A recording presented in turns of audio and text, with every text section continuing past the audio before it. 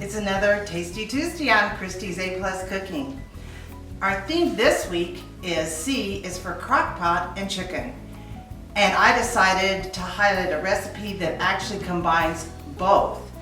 I am making smothered baked chicken burritos, and it's two recipes in one. You have to make your Mexican chicken in your Crockpot, and then we'll be making the burritos later on in the oven.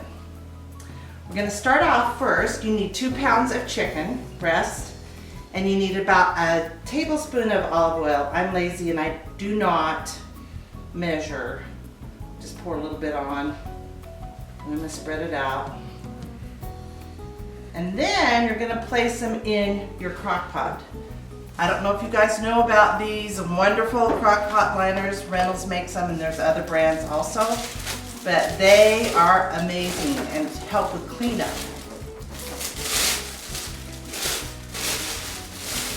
And all you do is line your Crockpot. So then we're going to place our chicken. Just put a little more oil on top.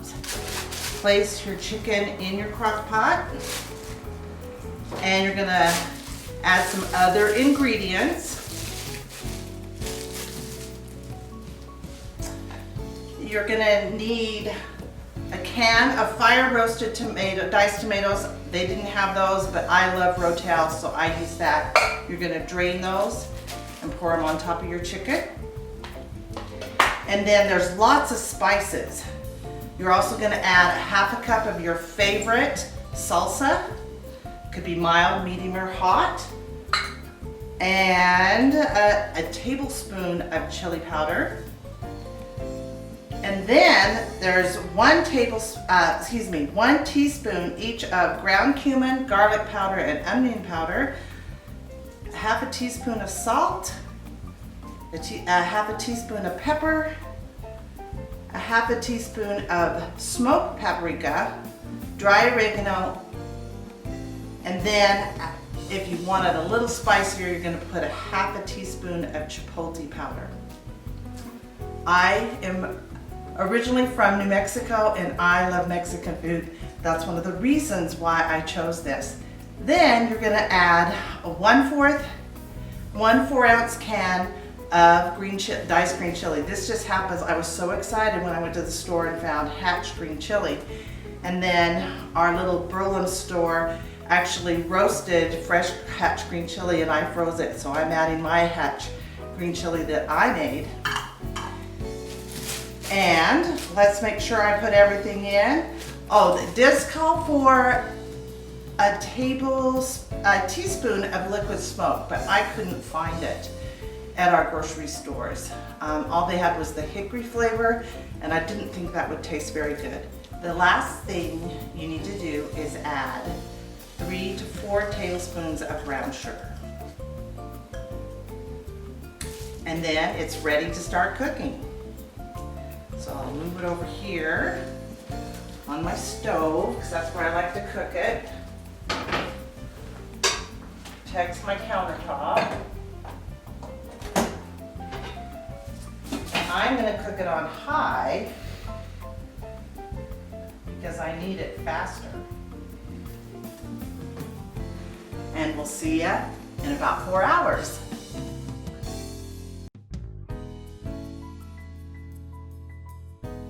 So I checked the chicken after about 3 hours, and it was tender.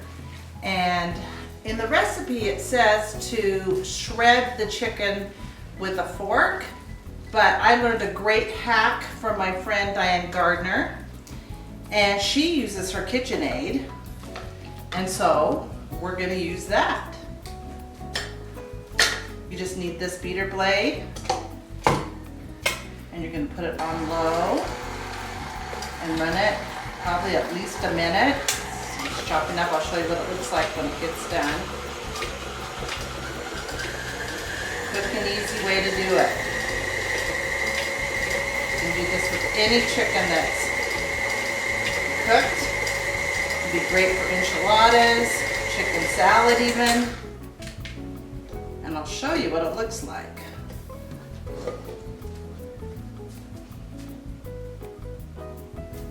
Now I'm gonna add the juice back into it, because that's what makes it really great.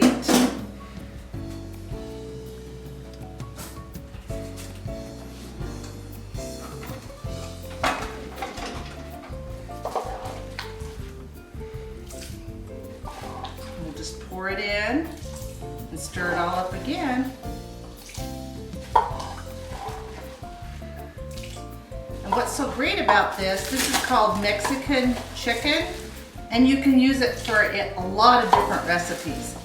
This one I'm making is smothered baked chicken burritos, but you could eat this on rice, just plain rice.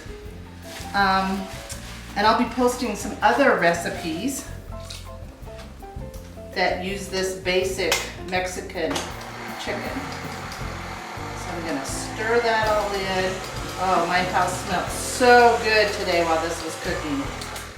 It's making me hungry. I'll show you again now that it has all the seasonings mixed in. And now we're ready to start making the burritos. Now comes the fun part. When I was 16, maybe 15, I worked at a place called Tijuana Taco, and that's where I learned how to roll burritos. So you're gonna take about half a cup of the chicken, put your desired amount of cheese on top, you fold both edges over, and then you roll it. And then you're gonna set it on your baking sheet. I just happen to have this grill pan that I got Ken, and I'm lining it with foil so it makes it easy clean up. You can get these cool foil sheets from the Dollar Tree. And you just make, this is gonna make about 6 burritos. A couple things I forgot to share. One was you need to preheat the oven to 400, and I didn't share about the tortillas. I got these from our little grocery store here in Rigby. They're Burlum's fresh tortillas, and you can also get them at Costco, pretty good ones. And the cheese I really like is Colby Jack, or this reduced fat Mexican style Ford cheese blend. It has Monterey Jack, cheddar, queso quesadilla, and asadero cheeses. What's so neat about this recipe is another name for it is called skinny chimichangas. And so we're almost ready to bake. We're gonna brush some olive oil all along the front, top, and the edges. And then you're gonna bake them for about 18 to 20 minutes till they're nice and golden brown. And then after that, you flip them over and turn on the broiler and broil the back side till they're golden and crispy. I wanted to share how much chicken I had left over. I cooked 3 chicken breasts, and so I have enough for some other recipe. You can freeze that, or I have extra tortillas. We might make some extra ones of these if we like them that well.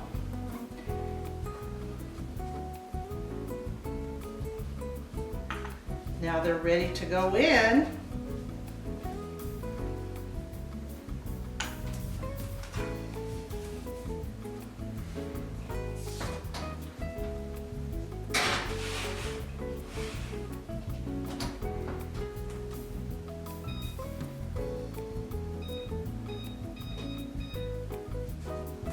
And while you're baking those, you make a cheesy green chili sour cream sauce. So I'm gonna switch over to the stove and do that. So while the burritos are baking, I'm gonna make the green chili sour cream cheese sauce. And you're gonna melt a tablespoon of butter and a tablespoon of olive oil over medium heat.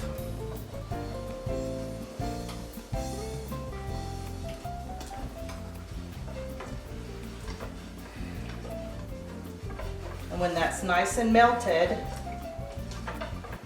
you're going to add 3 tablespoons of flour. cook for about 3 minutes.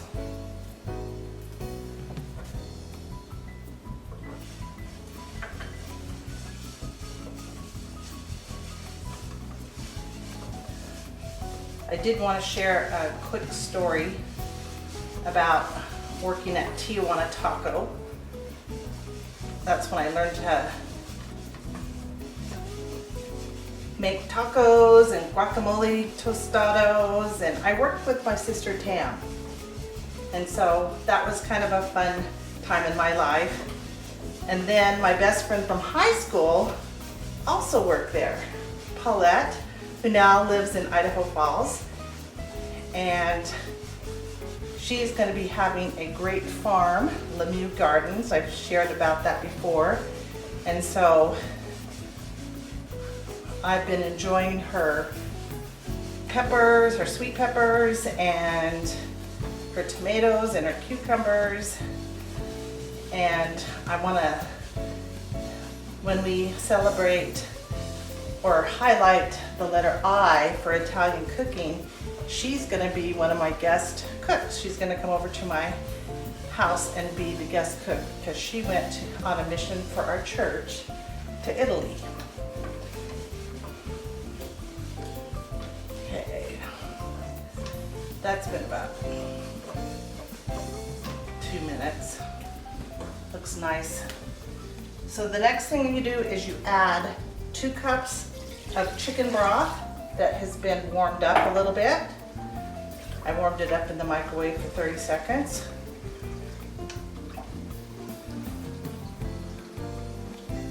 And just stir this nice together. And you're going to cook that for 2 or 3 more minutes till it gets, you simmer it and stirring it. And you're going to add your spices. That's 1/4 teaspoon of salt and 1/4 teaspoon of pepper and 1/2 teaspoon of cumin. Then you're going to remove from the heat, and you're going to add 1/4 cup of cheese. They suggested sharp cheddar, and 1/2 can of the diced green chili. Again, I'm going to use my packaged green chili that I froze. And then 1/2 cup of sour cream. And you whisk that in all together so it's nice and smooth. And that's the sauce for the top of your burrito. There are some other toppings you can put on them. You can add more salsa if you want it, or hot sauce. They say you can put hot sauce in the green chili sauce. Oh, I can't wait to taste this. It looks delicious. And here are 3 of the toppings that I prepared: olives, pico de gallo, and avocados.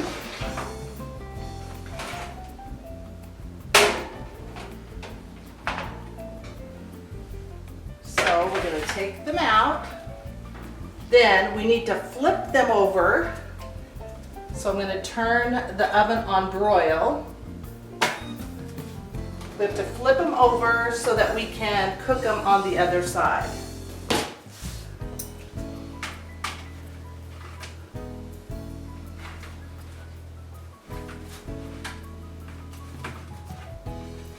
Not killing me, so I'm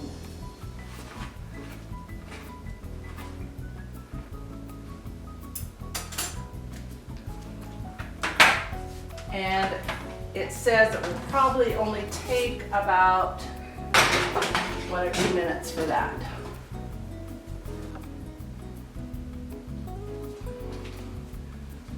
So after you broil them to your desired crispiness, then they're ready to serve.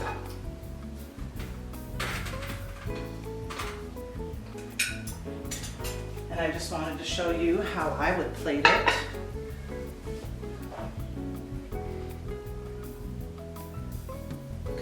smother it with the green chili cheese sauce. And then, if I were eating it, I would want the pico de gallo and some olives. Whoops. A lot of olives and some guacamole or some avocados. Could make guacamole.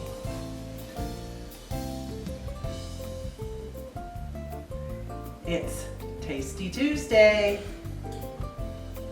Thanks for watching, and I'll see you next Tuesday.